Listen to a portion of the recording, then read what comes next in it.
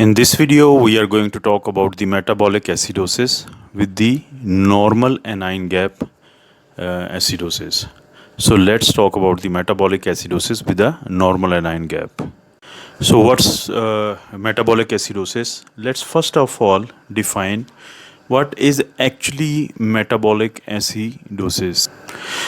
Metabolic acidosis is diagnosed on the ABGs or arterial blood gases.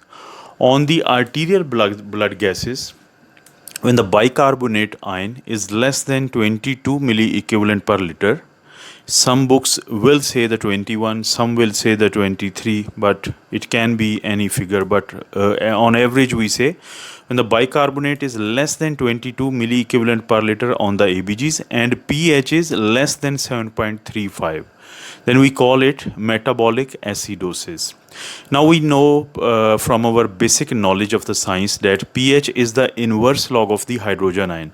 Because other than the research labs, it's very difficult to directly measure the hydrogen ion. So we measure pH rather than the hydrogen ion. But whenever the pH goes less than 7.35, it means the hydrogen ion has gone higher than a certain digit or like 40 milliequivalent per liter. So there is an increase in any acid other than the carbonic acid. So this is the definition of the metabolic acidosis. And now what happens in the metabolic acidosis, that it can be either because of the acid administration in the body. For example, if someone is taking higher amount of the ammonium chloride dose, and it can be because of the increased acid generation by the body. For example, in cases of the lactic acidosis, in when someone is in the septic shock or someone has developed the cardiac arrest. It can be because of the decreased acid secretions by the kidneys, which we are going to talk about in a minute. It can be related with the bicarbonate, because we had discussed that there will be a loss of the bicarb.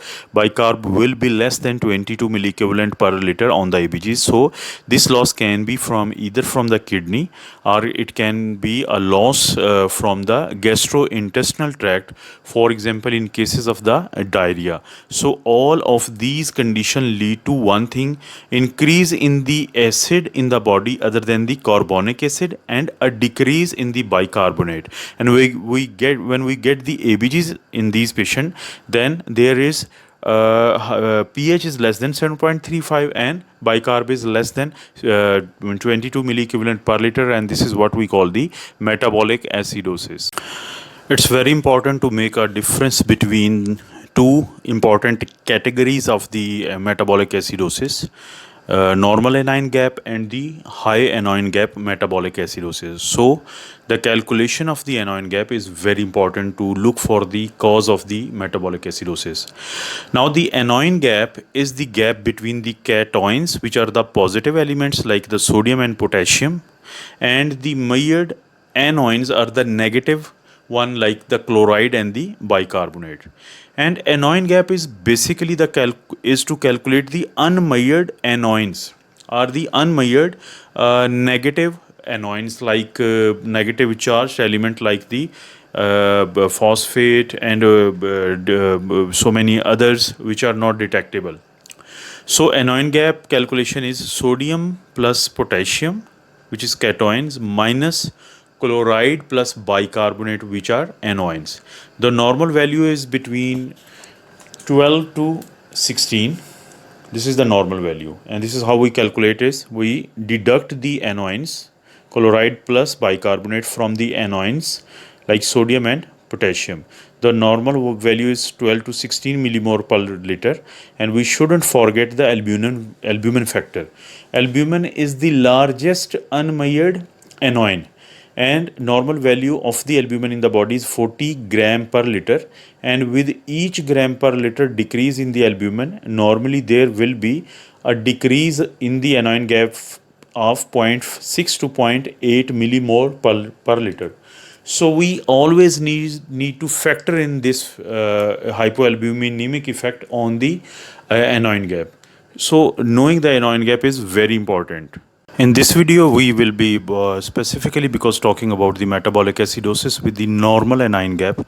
Let's talk about a normal anion gap metabolic acidosis. Normal anion gap metabolic acidosis, it has got a very important characteristics that either there is a hydrogen ion which is being retained or the bicarbonate ion which is being lost. Now, two organs which are the most important in causing the normal anion gap metabolic acidosis, wherein the anion gap is between 12 to 16 millimole per liter. The one is the kidney and one is the gastrointestinal tract system. In the kidney, for example, if we talk about the causes of the normal anion gap metabolic acidosis, there can be decreased hydrogen ion excretion from the kidney in cases of the renal tubular acidosis 1 and renal tubular acidosis 4. And one reason can be that there can be increased loss of the bicarbonate ion through the kidneys. For example, whenever there is overuse or increased use of the diuretics, especially the acetazolamide. Secondly, it can be because of the renal tubular acidosis type 2, and there are certain drugs, for example, drugs and the heavy metals and the paraproteins, which can damage the renal tubules. And lastly, another example where kidneys lose a lot of the bicarbonate is the hyperthyroidism.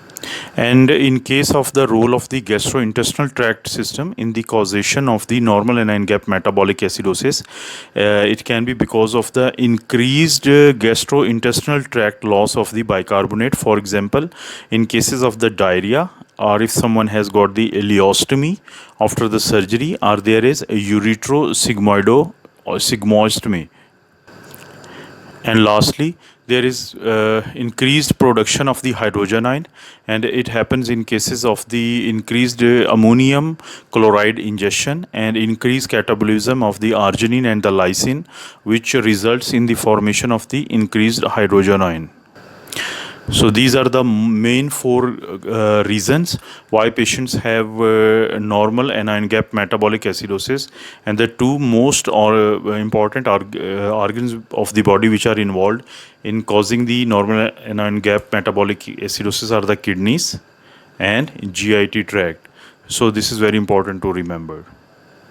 From the causes of the metabolic acidosis with the normal anion gap, we have seen that the role of the kidney and the role of the proximal convoluted tubule and distal convoluted tubule is very important. And there is an entity which we call the renal tubular acidosis in the causes of the metabolic acidosis with normal anion gap. So what is a renal tubular acidosis?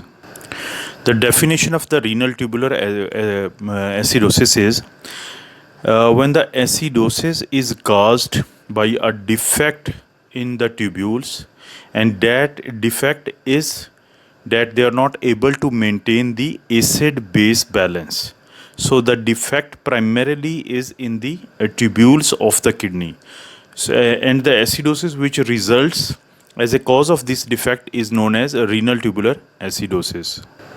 And the hallmark of these renal tubular acidosis will be, though the plasma bicarbonate is less than 22 milliequivalent per liter and the pH is less than 7.35, but in spite of this fact, the urine pH is more than 5.3. So though the plasma is acid, but the urinary pH shows that it's alkaline.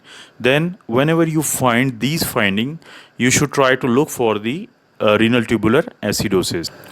We classify renal tubular acidosis into four groups. Type 1 renal tubular acidosis, which we also call the distal renal tubular acidosis. Type 2 renal acidosis, which we also call the proximal renal tubular acidosis. Then there are type 3, and most common type is the type 4 renal tubular acidosis. And as we have seen from the name of the classes of the type 1, type 2 and type 3 and type 4 renal tubular acidosis, type 1 is related with the more with the distal convoluted tubules, and Type 2 is related, which is also known as the proximal renal tubular acidosis. It is related with the proximal convoluted tubules. So let's talk about these types one by one. The first of the four types of the renal tubular acidosis is renal tubular acidosis type 1.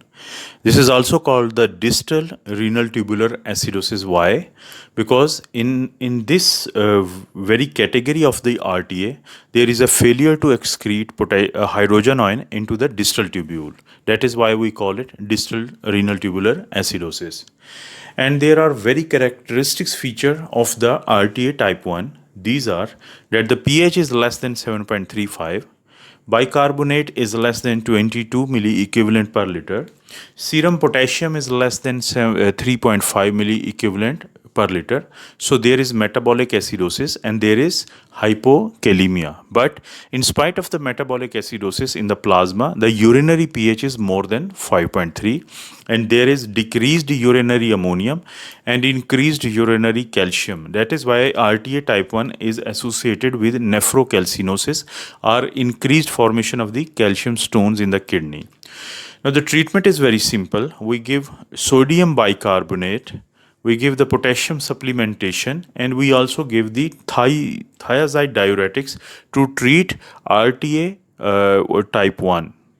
The second group of the renal tubular acidosis is the RTA type 2.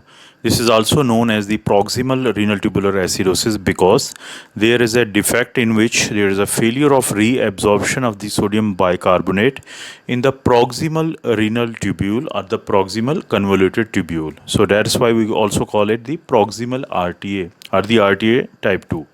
What are the features in the this category? pH is less than 7.35. That is why it's metabolic. That's why it's an acidosis. The bicarb will be less than 22 milliequivalent per liter. Potassium is less than 3.5 milliequivalent per liter. So there is hypokalemia. So acidosis, metabolic acidosis, hypokalemia, but urinary pH will be more than 5.5. So urine is alkalinized, and there is also increased urinary bicarbonate excretion. What is the treatment of the RTA type 2? It's again the sodium bicarbonate, but in case of the RTA type 2, a lot of sodium bicarbonate is required to manage these patients. RTA 3, it's a very rare entity and it's a mix of the both renal tubular acidosis type 1 or the distal RTA and renal tubular acidosis type 2 or the proximal RTA. But it doesn't require a lot of mentioning because it's very rare and it doesn't stand out differently from the 1 and 2 RTA. And here comes the most common group of the renal tubular acidosis, which is the renal tubular acidosis 4. It's most common. It is also known as the hyporeninemic hypoaldosteronism. Either there is a deficiency or there is unresponsiveness to the aldosterone, and from our previous knowledge of the medicine we know that this aldosterone acts on the renal cortical collecting ducts on the aldosterone receptor. It causes a reabsorption of the sodium and the excretion of the potassium. But when there is a deficiency of the aldosterone, it causes the potassium to go high in the body and to cause the hyperkalemia.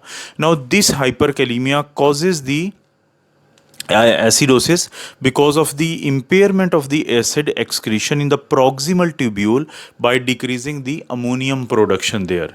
So whenever you see a patient with the hyperkalemia, chances are that patient will be acidotic because of this RTA4. What are its features? pH is less than 7.35. This is acidosis. Potassium is more than 5.5. This is hyperkalemia in contradiction to the previous 1 and 2 and 3 renal tubular acidosis. Urine pH is low. Again, it wasn't the case in the RTA 1 and 2. Urine pH there was on the higher side. So here not only the plasma is acidotic, also the urine is acidotic.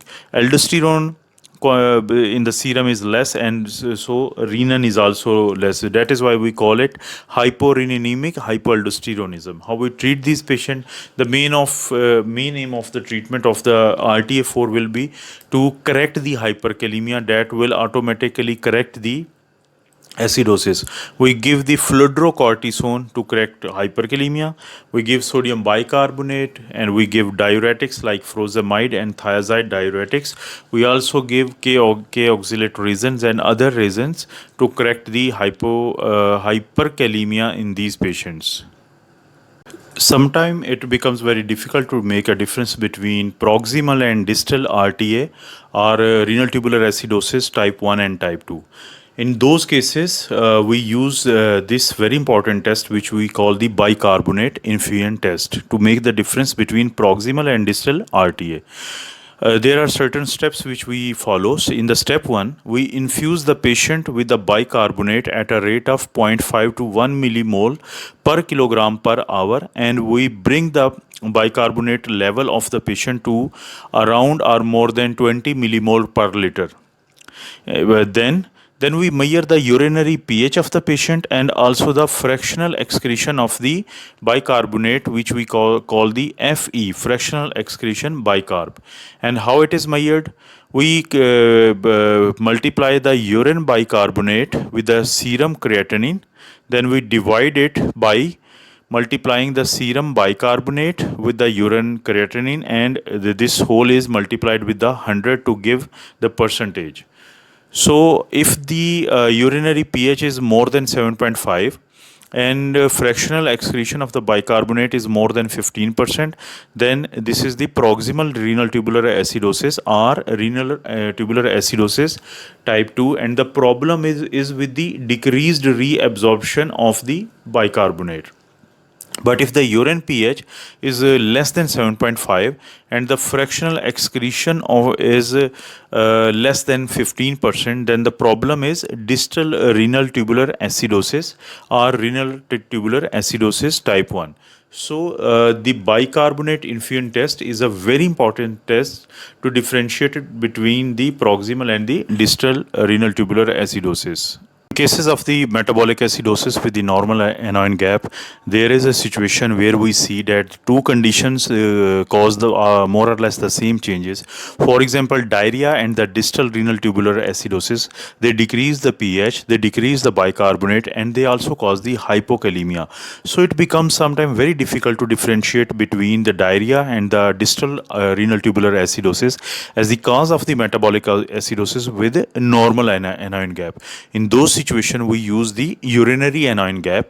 How we calculate the urinary anion gap? We sort of like minus the urinary chloride from the urinary sodium and potassium. We deduct the anions from the cations in the urine. So urinary sodium and urinary potassium are added, and then urinary chloride is deducted, or we minus it from these cations. So if the answer is positive, then it is the renal tubular acidosis type 2 or distal renal tubular acidosis. And if the urinary anion gap is negative, it is the diarrhea which is causing the metabolic acidosis with the normal anion gap.